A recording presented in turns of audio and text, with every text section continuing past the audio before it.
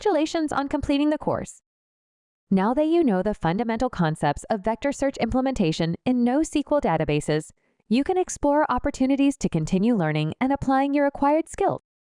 But before that, let's review some key concepts you learned throughout the course. You began this course by learning about the fundamentals of MongoDB and its suitability for vector search applications.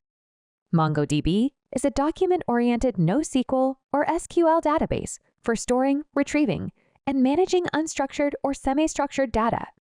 The key components of MongoDB's architecture include document models, collections, indexing, sharding, replication, query processing, security mechanisms, and client drivers or application programming interfaces or APIs. The first step of implementing vector search in MongoDB Atlas involves preparing the data model. Next, generate vector embeddings and create a vector search index.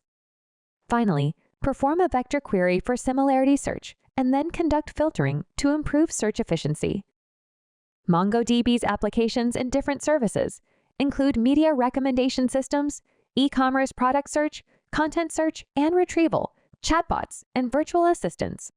The steps for integrating vector embeddings include importing packages, defining data, and loading the universal sentence encoder. Next, you must generate vector embeddings, connect to MongoDB, and access the database and collection. Finally, you insert products with embeddings and close the connection. Cassandra seamlessly stores and retrieves customer data, ensuring a robust, scalable, and readily available system. The parts of Cassandra include node, cluster, data center, partitioner, replication, gossip protocol, commit log, memtable, SSTable, and Cassandra query language. The key advantages of Cassandra are that its architecture is scalable, reliable, and flexible, facilitating easy handling of rising data volumes and ensures high efficiency. The steps involved in performing vector search in Cassandra include setting up dependencies and connecting them to Cassandra. Next, you need to create a Cassandra table and proceed to the pre-processing text function.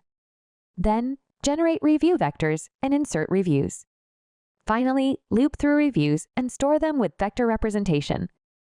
Storing and querying vector data in Cassandra includes setting up vector search, loading vector data, and querying that data.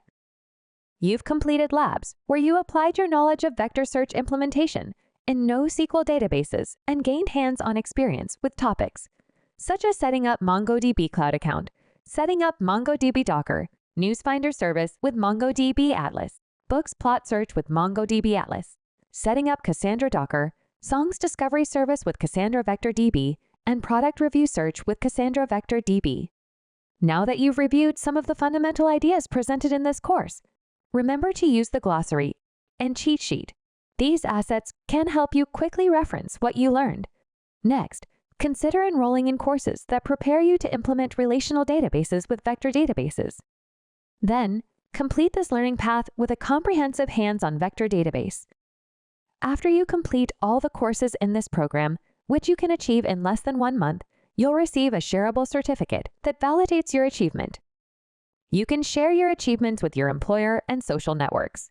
Depending on your goals, consider additional advanced role-based certifications or enrollment in other fundamental courses for lateral learning. Congratulations on completing this course, and good luck in your vector database journey.